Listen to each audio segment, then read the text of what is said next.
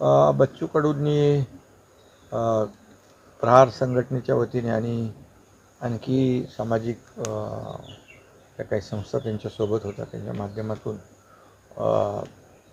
शेतकऱ्यांची कर्जमाफी झाली पाहिजे म्हणून आंदोलन केलं होतं। त्या संदर्भात काल देखील संजय राठोड मंत्री आणि महसूल मंत्री बावनकुळे तेही गेले होते आणि त्यांनी देखील त्यांना विनंती केली होती की थोडा अवधी तर नक्की लागेलच। आज देखील मी स्वतः त्यांच्याशी फोनवर चर्चा केली आणि मुख्यमंत्री महोदयांनी देखील त्यांच्याबरोबर फोनवर चर्चा केली आणि नंतर उदय सामंत आपले मंत्री त्यांनाही मी तिकडे धाडलं होतं, पाठवलेलं आणि एकंदरीत त्यांची तब्येत देखील बच्चू कडू यांची खालावली होती आणि डॉक्टरांनी देखील त्यांना ICUमध्ये ॲडमिट करण्याच्या एक सूचना दिल्या होत्या।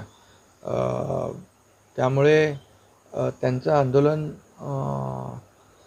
थांबवलं पाहिजे यासाठी मी त्यांना फोन केला आणि आज त्यांचं उदय सामंत यांच्या हस्ते ते काय लिंबू सरबत घेऊन त्यांनी आंदोलन स्थगित केलं आहे, त्याबद्दल मी त्यांना धन्यवाद देतो।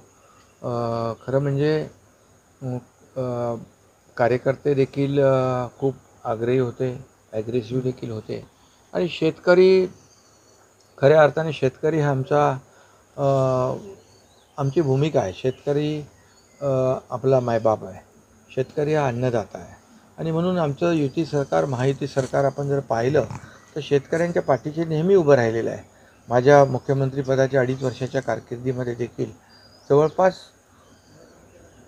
सर्व जे काही शेतकरी सन्मान योजना आणि हे सगळं जर धरलं तर 45,000 कोटी रुपये गेल्या 2.5 वर्षामध्ये आम्ही शेतकऱ्यांच्यासाठी विविध योजना असतील, दरवर्षीचे 6,000 रुपये असतील, पीक विमा असेल या माध्यमातून आणि त्यांना अनेक योजनांच्या माध्यमातून त्यांना आम्ही त्यांच्या मागे उभं राहण्याचं काम केलं। आता देवेंद्रजींच्या मार्गदर्शनाखाली देखील आमची टीम जी आहे ती काम करते। जो वेग मागच्या सरकारमध्ये होता तसाच किंबहुना त्याहीपेक्षा जास्त वेगाने आम्ही निर्णय घेतो आहे राज्यामध्ये आणि त्यामध्ये शेतकरी हा केंद्रबिंदू आहे, शेतकरी हा महत्त्वाचा घटक आम्ही मानलेला आहे। त्यामुळे फक्त काय त्याच्यामध्ये आता ज्या काही योजना आपण सुरू केलेल्या आहेत, ज्या योजना सुरू आहेत त्या देखील सुरू ठेवायच्या आहेत आणि शेतकऱ्यांचा कर्जमाफीचा जो विषय आहे तोही हाताळायचा आहे। त्यामुळे आता एक 15 दिवसामध्ये एक समिती गठीत होईल आणि समितीचा अहवाल आल्यानंतर शेतकऱ्यांच्या कर्जमाफीबद्दल निर्णय घेतला जाईल। त्याचबरोबर जुनं जे कर्ज आहे नवीन देण्याच्या संदर्भात देखील किंवा जुन्याचं पुनर्गठन करण्यासंदर्भात देखील या ठिकाणी मुख्यमंत्री महोदयांच्या अध्यक्षतेखाली एक बैठक होईल आणि त्यामध्ये तोही चर्चा होऊन निर्णय होईल। त्याचबरोबर दिव्यांगांच्या बाबतीत देखील मानधन वाढवण्यासंदर्भातली एक मागणी होती, तर येणाऱ्या अर्थसंकल्पामध्ये देखील आपलं जे आता अधिवेशन जे होणार आहे पावसाळी त्यामध्ये देखील त्या बाबतीत नक्की निर्णय होईल आणि इतर जे काही प्रश्न आहेत या प्रश्नांना देखील सरकार सकारात्मकतेने निर्णय घेईल, कारण त्यांनी आंदोलन जे केलेलं आहे शेतकऱ्यांसाठी केलेलं आहे। त्यामुळे थोडा अवधी तर या सर्व याला द्यावा लागेल, कारण शेवटी आर्थिक सगळ्या बाबी आहेत या समोर ठेवून आपल्याला त्या दृष्टीने निर्णय घेणं गरजेचं आहे। पण शेतकऱ्यांच्या बाबतीत मात्र सरकार अतिशय संवेदनशील आहे। नवीन महाबळेश्वरच्या अनुषंगाने आता प्रकल्पाचं एक बैठक पण तुम्ही नियोजित केलेली आहे, आताची कशा पद्धतीचं नियोजित? आता जे नवीन महाबळेश्वरच्या बाबतीमध्ये आपण जो निर्णय घेतलेला आहे सरकारने, त्यामध्ये अगोदरची आलेली गावं त्याचबरोबर आणखी नवीन 392 गावांनी मागणी केली की त्यांच्याही गावांचा समावेश करावा, कारण शेवटी या भागामध्ये जे काही निसर्ग संपदा आहे याचा हे नवीन महाबळेश्वरचं कन्सेप्ट जो फार जुना आहे परंतु तो पुढे गेलाच नाही। पण तो मी जेव्हा याच्या MSRDCचा मंत्री झालो त्यावेळेस MSRDCच्या माध्यमातून हा नवीन महाबळेश्वरचा कन्सेप्ट पुन्हा आम्ही त्याला चालना देतो आहे. आणि मला वाटतं अनेक लोक त्याच्यामध्ये आपलं योगदान देतात. अनेक जे असे स्पॉट आहेत की ते डेव्हलप करता येतील किंवा डेव्हलप झालेले आहेत. तिथं येणारा जो पर्यटक आहे या पर्यटकाला देखील त्याचा फायदा झाला पाहिजे आणि इथले जे काही गावं आहेत या गावांचा विकास झाला पाहिजे. आणि यात इथले गावकरी जे आहेत या भागातला जो तरुण आहे नोकरीनिमित्त हे आपलं गाव सोडून शहरात जाता कामा नये.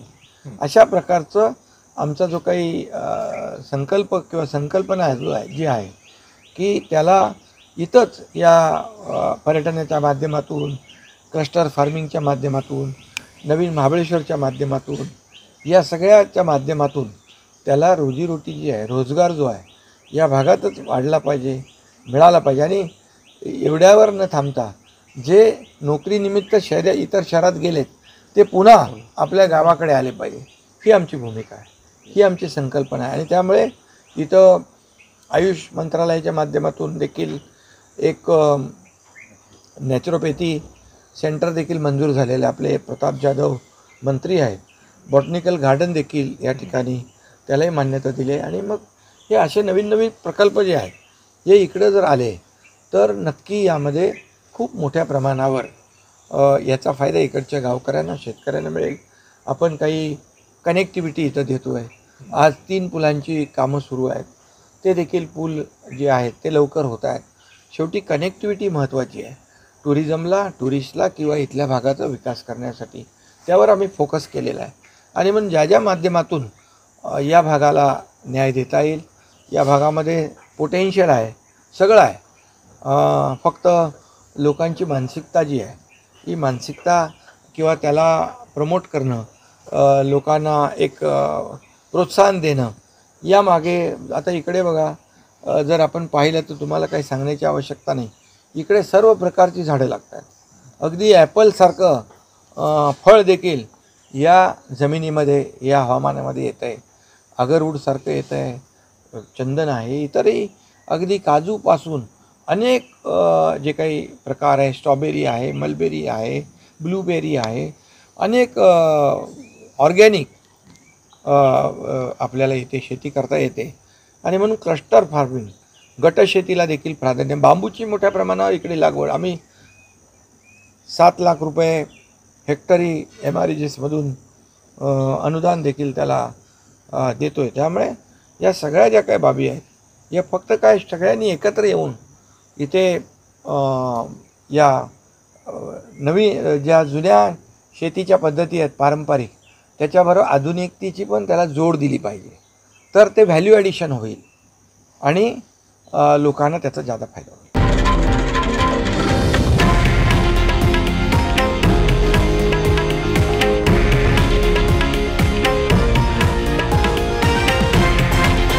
हे आहे देशातील नंबर 1 न्यूज नेटवर्क आणि आपण पाहत आहात TV9 मराठी, एकमेव.